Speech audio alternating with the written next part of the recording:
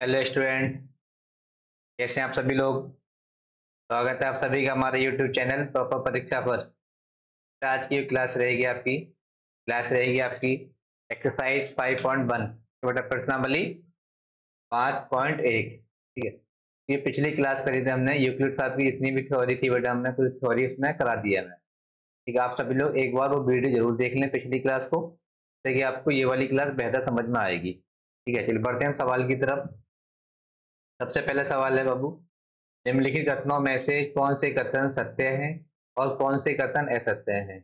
अपने उत्तरों के लिए कारण दीजिए। ठीक है बेटा, क्या करना है हमको, ट्रू और क्या बताना है, फॉल्स बताने हैं हमको, सही और गलत हमको बताने हैं। और लेकिन इसमें क्या बेटा, हमको स्टेटमेंट भी देना है हमें। ठीक है, तब बताना है वो कथन का स्टेटमेंट भी देके हमको कारण देना है, बताना है फिर। ठीक है, अगर सही है तो क्यों सही है और गलत है तो क्यों गलत है। बेटा सबसे पहला सवाल है, इसमें पहला पॉइंट है, एक बिंदु से होकर केवल एक ही रेखा खींची जा सकती है। अब बताओ बेटा, बताओ कौन कौन बताएगा इस सवाल को। भैया एक बिंदु बोले, अगर आपने कोई भी एक बिंदु बना दिया, ठीक है, तो क्या एक बिंदु से होकर एक ही रेखा आप खींच सकते हो।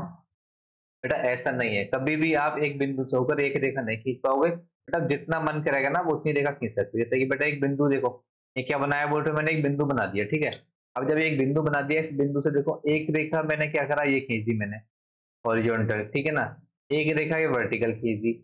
ठीक, अब देखो बिंदु तो एक ही है, अब एक ही बिंदु से कितनी रेखा खींची जा रही है, तो एक रेखा आप ये वाली खींच दो। ठीक है, इधर से भी एक रेखा खींच दो, इधर से भी एक रेखा खींच दो। ठीक, इस पॉइंट को नाम दे दो पी, इसको दे दो एम, इसको दे दो एक्स। ठीक है, इन सब रेखाओं को मतलब आप नाम दे सकते हो। ठीक है, तो दिया एम पी, M1 दे दो, M2 नाम। ठीक है, आप रेखाओं के अलग अलग नाम दे सकते हो। यहाँ पर सवाल में क्या पूछा था, सवाल आपसे बोल रहा था केवल एक ही रेखा खींची खींची जा सकती है। बेटा ऐसा तो यहाँ पर नहीं है, ये तो बहुत सारी रेखा खींची जा सकती है। जितना आपका जब तक पेज नंबर है ना, रेखा खींचते हो बेटा आप रेखा खींच सकते हैं। ठीक है ना, कितनी भी रेखा खींच ली यहाँ से। सबसे पहला स्टेटमेंट कैसा हो जाएगा, गलत हो जाएगा बेटा, क्या हो जाएगा, गलत हो जाएगा। ठीक है, दूसरा स्टेटमेंट क्या है, दो भिन्न बिंदुओं से होकर जाने वाली असंख्यक रेखाएं हैं। अब बताओ, दो भिन्न बिंदुओं से होकर जाने वाली असंख्यक रेखाएं बताएं। बेटा ये कैसा हो जाएगा, असत्य हो जाएगा। असत्य क्या होगा, आ जाओ इसे भी देख लेते हैं। बेटा एक बिंदु तो मैंने बना दिया यहाँ पर, ठीक है, दूसरा बिंदु बना दिया मैंने यहाँ पर।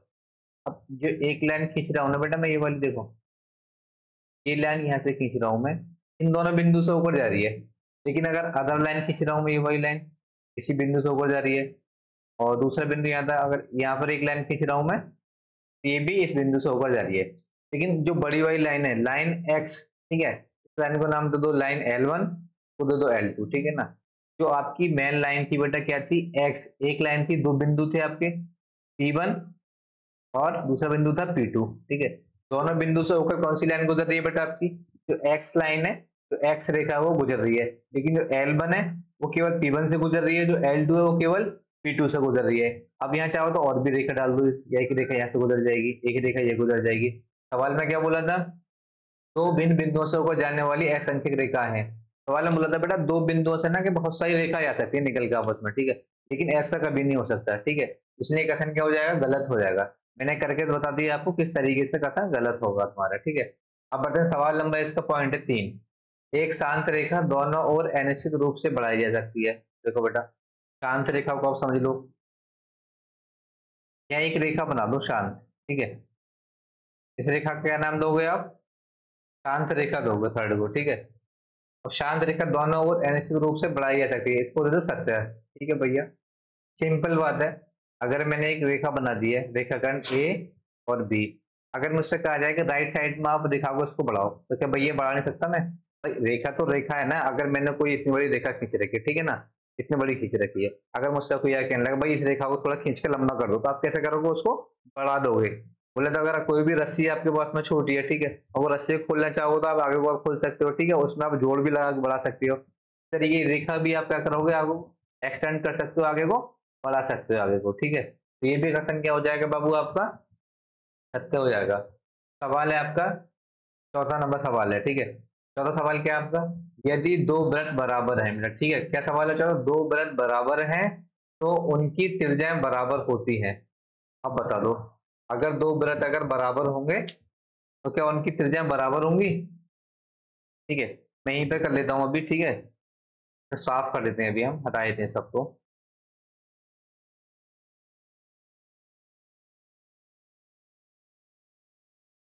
ठीक है बेटा, क्या बताया था अभी?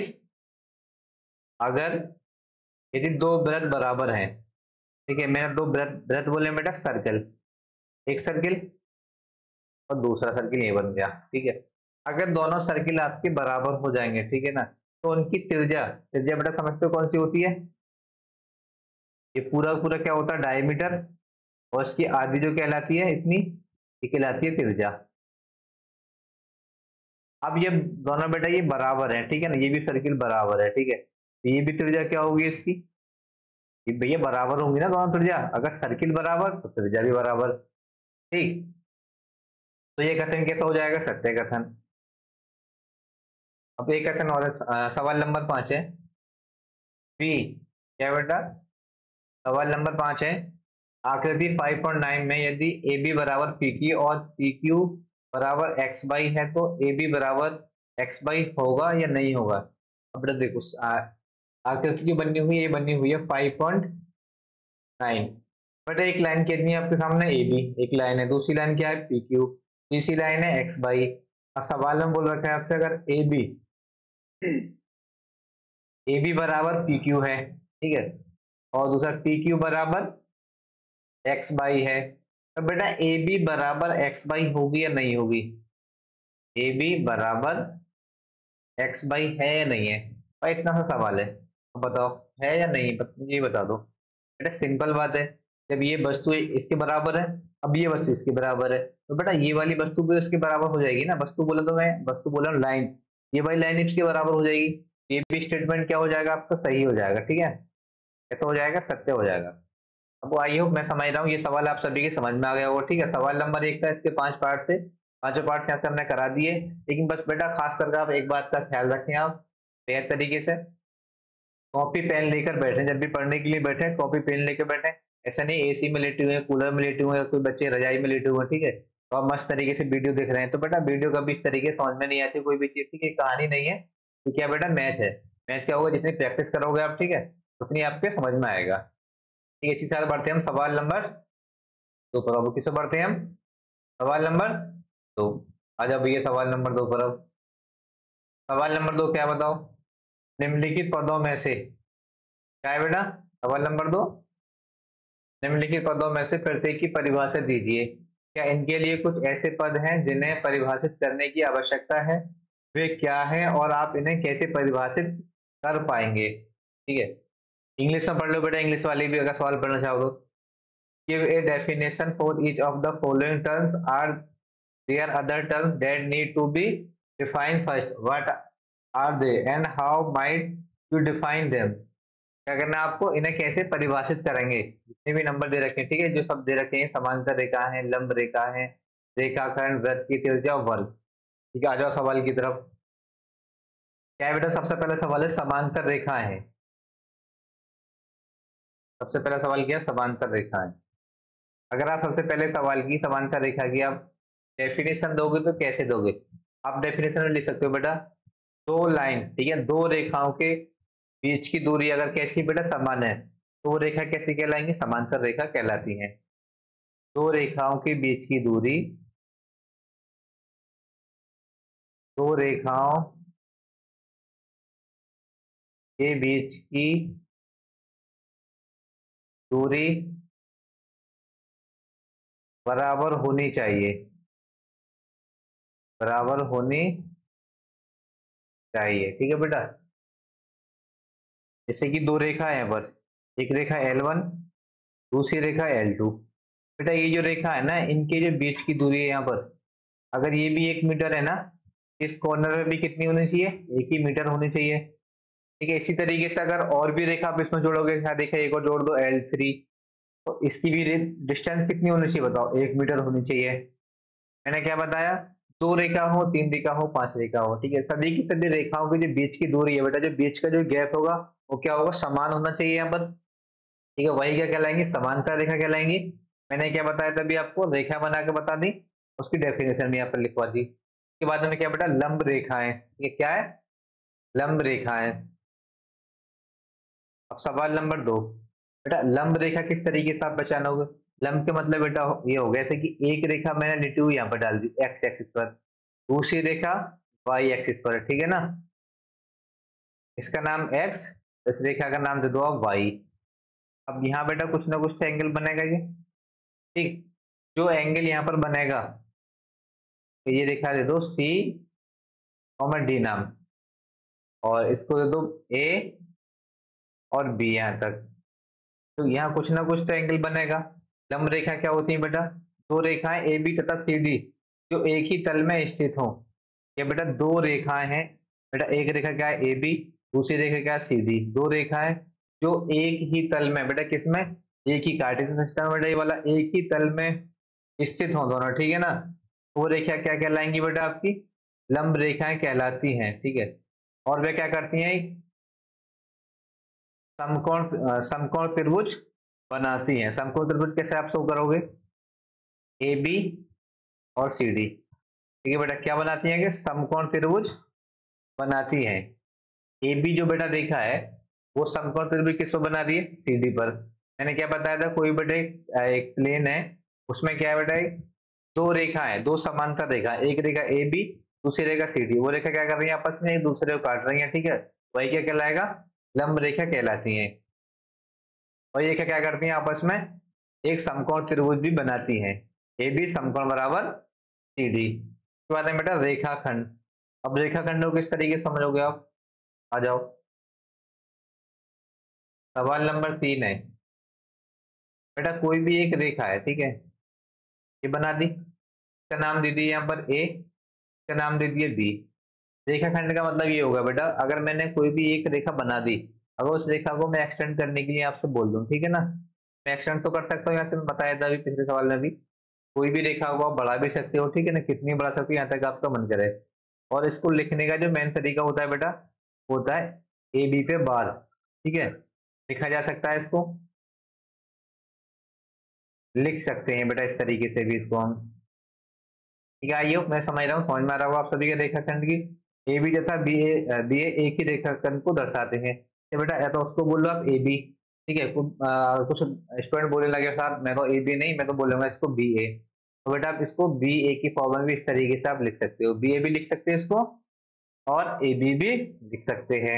आइए मैं समझता हूँ ये बात भी आप सभी के समझ में आ गई होगी, ठीक है। अब इसका अगला सवाल है, वृत्त की त्रिज्या। सवाल नंबर 4, वृत्त की त्रिज्या।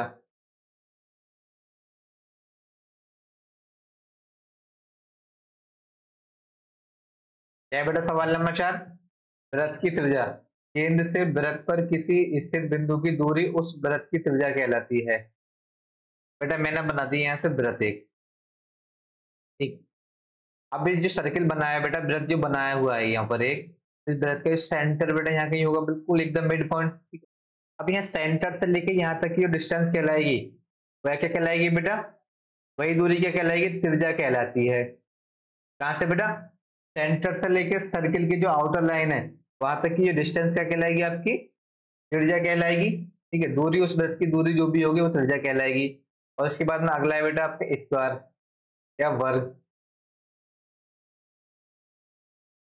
अब देखो वर्ग अगर बना दूं यहाँ पर, अब देखो ये क्या होता है, स्क्वायर होता है, वर्ग, बेटा ये लाइन बराबर इसके, अब ये लाइन इसके बराबर, ठीक है। अब एंगल भी इसके चारों बराबर होंगे, ये भी एंगल बराबर होगा, ये भी एंगल और ये एंगल, नाम दो इसका ए बी और सी और डी, ठीक है। क्या बोला था, वर्ग बोला था, ठीक है, मैंने एक चतुर्भुज जिसकी सभी कोण बराबर हो। आप इसकी डेफिनेशन कैसे लिखोगे बेटा, सभी कोण, क्या बेटा, एक चतुर्भुज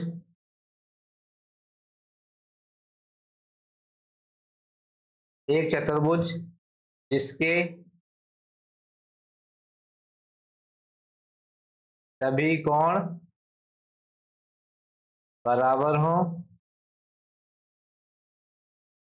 और आमने सामने की लाइन भी बराबर हो। आमने सामने की लाइंस भी क्या होंगी बेटे, यहाँ पर जो आमने सामने की रेखा आएंगी वो भी क्या होंगी, बराबर होंगी। ठीक है, मैं समझ रहा हूँ ये भी आप सभी के समझ में आ गया होगा। ठीक है, क्या समझ में आ गया यहाँ से बेटा, ये स्क्वायर बना हुआ था, इसका नाम देते चतुर्भुज।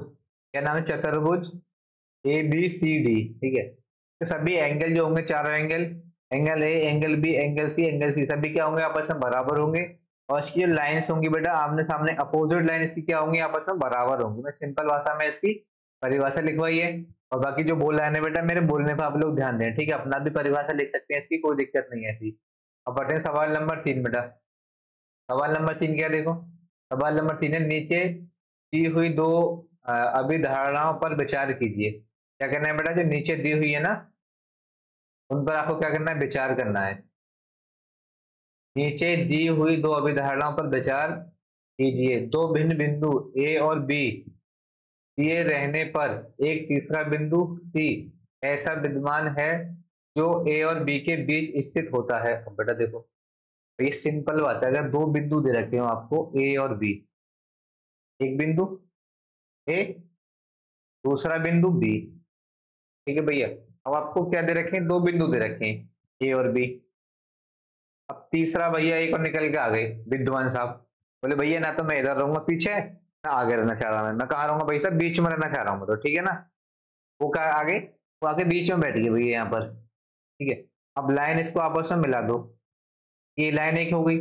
अब जो ए बी थे ना, इनके बीच में कौन आके बैठ के भैया, सी आके, सी भैया जी आके बैठ गए। ठीक है ना, वही सवाल ने पूछा था आपसे।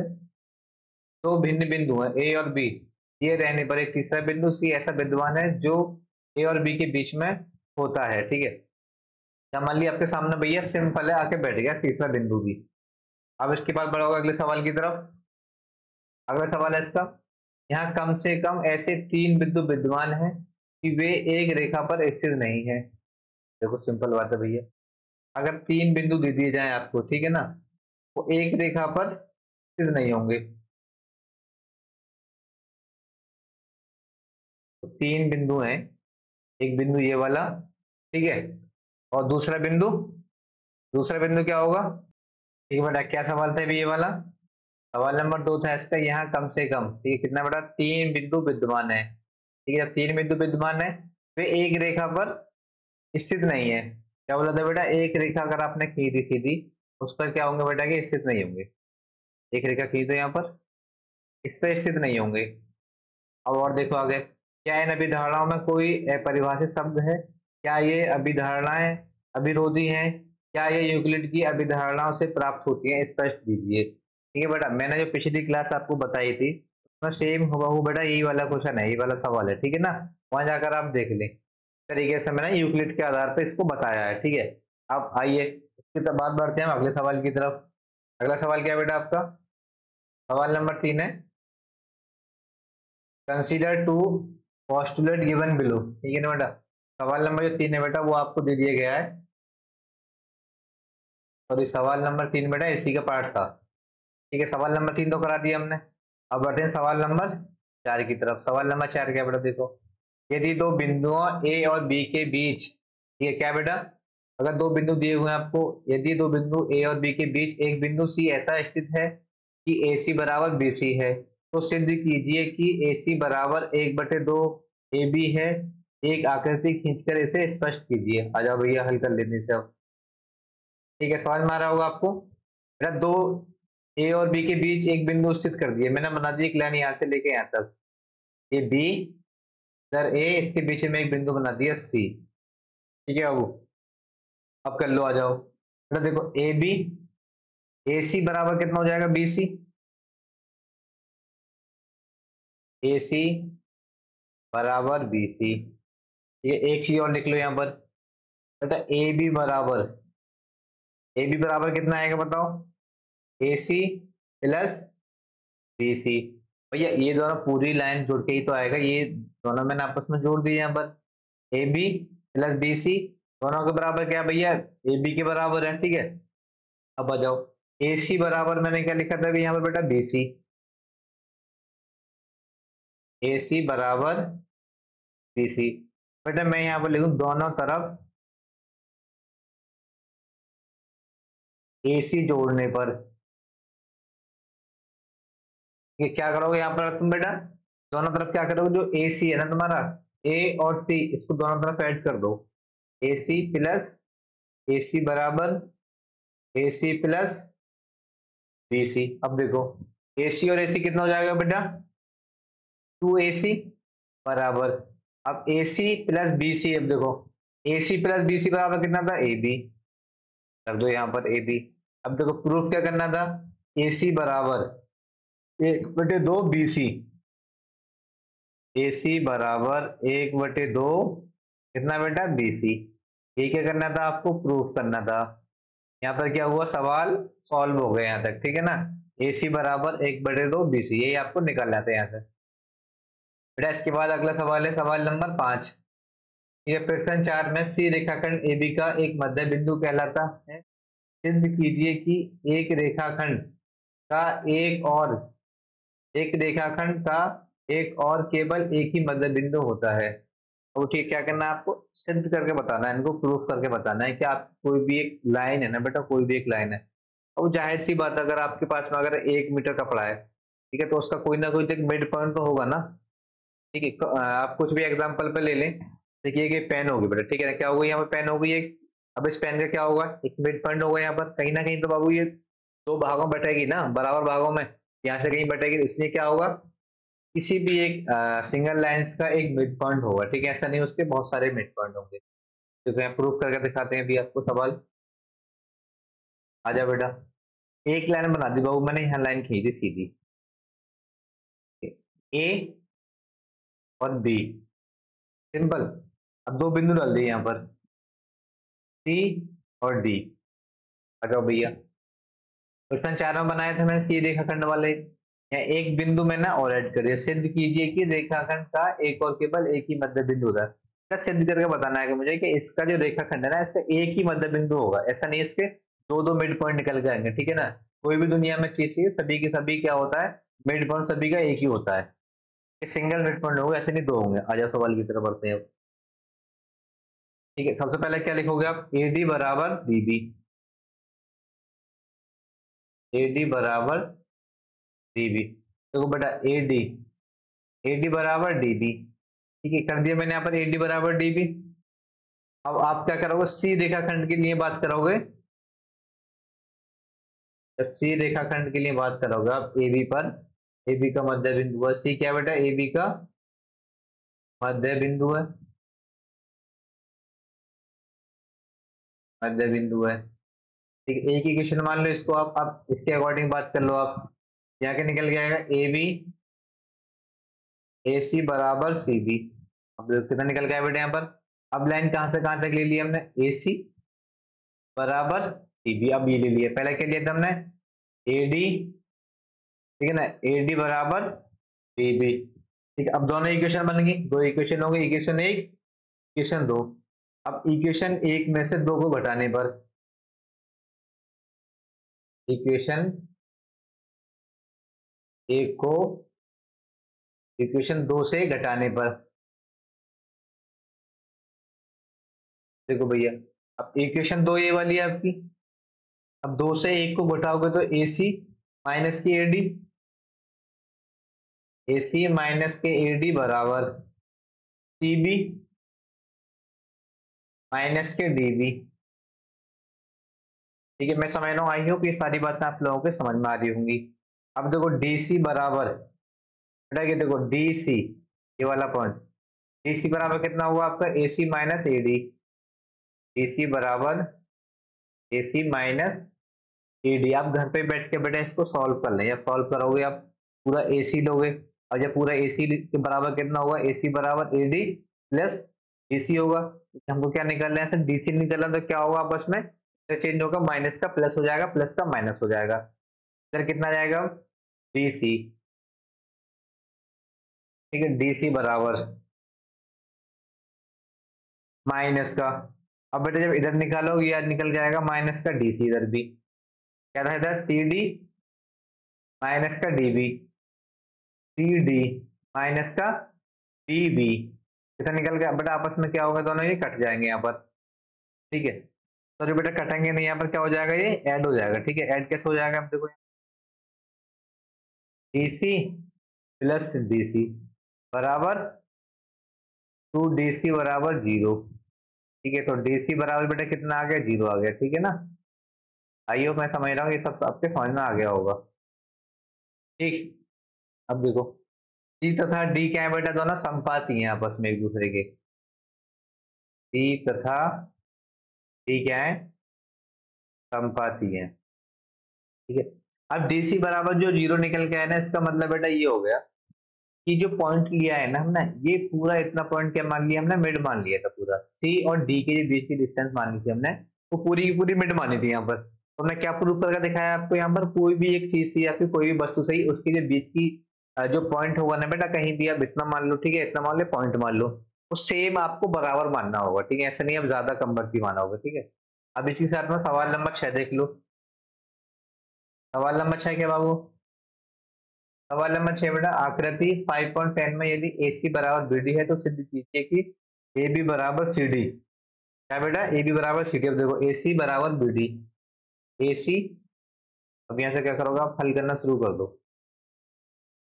AC बराबर CD, अब देखो AC बराबर क्या बेटा, BD है, CD नहीं बेटा, BD। AC बराबर CD सवाल में दिया हुआ है, AC बराबर CD है।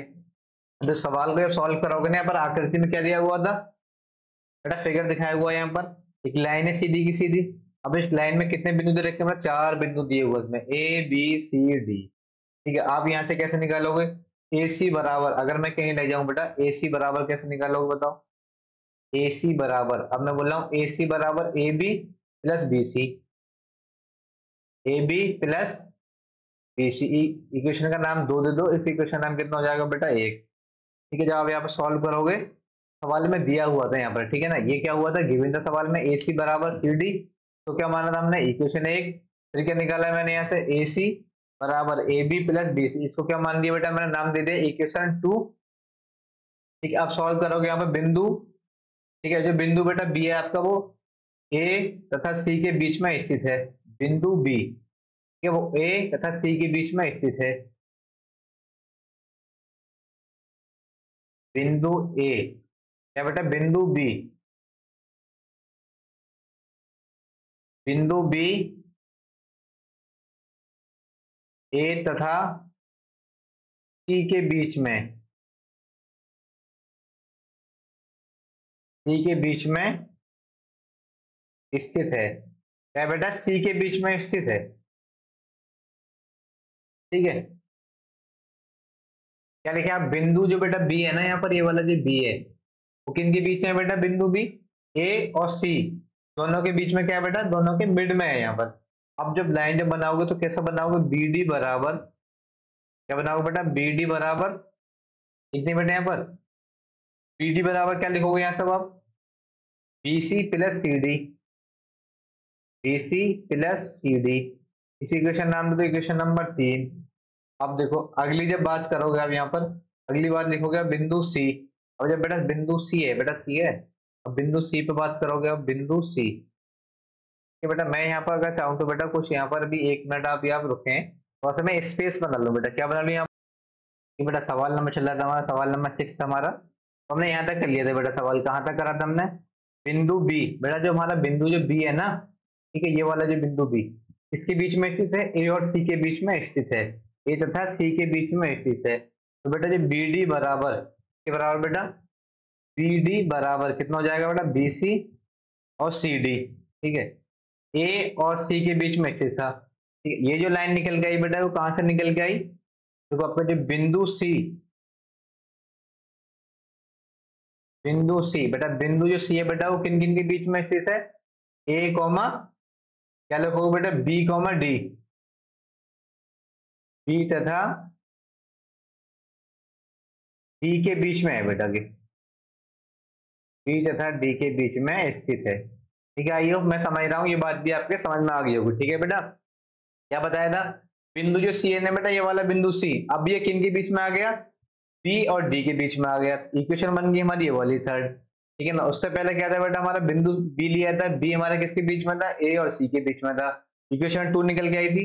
और सवाल में गिवन क्या था बेटा, ए बी बराबर बी डी। अब क्या करोगे, उठा के यहाँ से मान को आप इक्वेशन ए 2 और 3, इक्वेशन 2 कॉमा इक्वेशन 3, ठीक है बेटा, मान होंगे ना, इनको क्या करोगे बेटा, समीकरण एक में पुट कर दो, समीकरण एक में उठा कर रख दो बेटा, एक में रखने पर तो कुछ ना करना आपको, मान दिए हुए बी इक्वेशन 2 और इक्वेशन 3 के, उठा के यहाँ रख दो बेटा। देखो ए सी बराबर कितना था, A B plus B C, उठा कर रख दो यहाँ पर। देखो A B plus B C बराबर, अब देखो बेटा बी डी का मान उठा कर रख दो, B C plus C D, B C plus C D. क्या करा मैंने यहाँ पर, दोनों के बेटा मान उठाकर यहाँ मैंने रख दिए, ठीक है। इसके बाद में आप क्या करोगे, यहाँ से A B plus B C minus के बी सी, फिर दोनों तरफ क्या करोगे आप, माइनस का बी सी आप घटा दोगे, ठीक है। A B plus B C minus के बी सी बराबर B C plus C D minus के बी सी। देखो बेटा मैंने क्या करा, दोनों तरफ बी सी को इसमें ऐड कर दिया बेटा, क्या कर दिया मैंने, घटा दिया। अगर चाहो तो बेटा बी सी से कोई फर्क नहीं पड़ेगा, फर्क क्यों नहीं पड़ेगा, बी सी से बी सी आपस में कट जाएंगे बेटा यहाँ पर, तो मैंने क्या करा, ऐड कर दिया। अब देखो वैसे ही बेटा बी सी से बी सी क्या हो गया यहाँ पर, ये बी सी से बी सी कट गया बेटा, इधर बी सी से बी सी कट गया। अब देखो ए बी क्या है बेटा, ए बी बराबर सी डी, क्या प्रूफ हो गया बेटा, यहाँ पर सिद्ध क्या करना था हमको, यही सिद्ध करना था ना, ए बी बराबर सी डी, ठीक। क्या हुआ यहाँ पर, ये सिद्ध हो गया, ठीक है। सवाल में क्या सिद्ध करना, देखो आकृति इतने में ए सी बराबर बी डी है, तो सिद्ध कीजिए कि ए बी बराबर सी डी। तो बेटा क्या निकाला हमने यहाँ से, ए बी बराबर सी डी, क्या करा हमने यहाँ से निकाल दिया। इसके बाद में बेटा जो अगला सवाल है बेटा, अगला सवाल है आपका, यूक्लिड की अभिग्रहितों की सूची में दिया हुआ अभिग्रहित 5 एक सर्वव्यापी सत्य क्यों माना जाता है। ध्यान दीजिए कि यह प्रश्न 5वीं विधारण संबंधित नहीं है, ठीक है बाबू, आपको कुछ नहीं करना, जो मैंने अपनी इसकी जो इंट्रोडक्शन जो क्लास बताई थी, मैं ये सारी बातें बता दी हैं, ठीक है ना। सर्वव्यापी सत्य क्यों होगा, क्यों नहीं होगा अभिग्रहित, ठीक है। आप एक बार वो वीडियो देख लें, तो ये भी क्या होगा, सवाल नंबर 7 है आपकी, ये भी आपके समझ में आ जाएगा, ठीक है। ऐसा वैसे इसमें कुछ है नहीं समझने वाला, ठीक है ना। सूची में दिया हुआ अभिगत विश्व की किसी भी वस्तु के लिए सत्य है, तो बेटा विश्व की कोई भी अगर वस्तु होगी ना, जो भी सूची में दिया हुआ जो अभिग्रहित है, वो उसके लिए क्या होगा, सत्य होगा। और क्या होगा, सर्वव्यापी सत्य होगा बेटा। ऐसा नहीं, आप ये नहीं कह सकते कि वो गलत होगा, सत्य होगा तो सत्य ही होगा, ठीक है। यही सवाल का इसका मतलब है। एक बार जाकर वीडियो जरूर देख लें बेटा, पिछली वीडियो वो जाकर देख लोगे ना, तो आपको एकदम सारे कॉन्सेप्ट आपके क्लियर हो जाएंगे, सारी बातें आपको बेहतर तरीके से समझ में आ जाएंगी, ठीक है। चलिए तब तक के लिए हम यहीं पे क्लास को स्टॉप करते हैं। इस एक्सरसाइज में जितने भी सवाल थे, हमने 7 सवाल थे, 7 सवाल के बारे में आपको बता दिया, ठीक है। सभी सभी हमने क्या करे, सॉल्व करा दिए, ठीक है।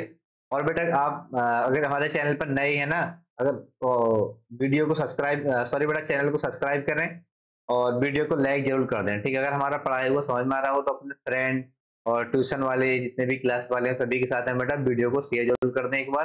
तब तक के लिए बेटा अपना ख्याल रखें, पढ़ते रहें बेटा, ठीक है ना। हंसते रहें, बोलते रहें, मस्त रहें, ठीक है ना।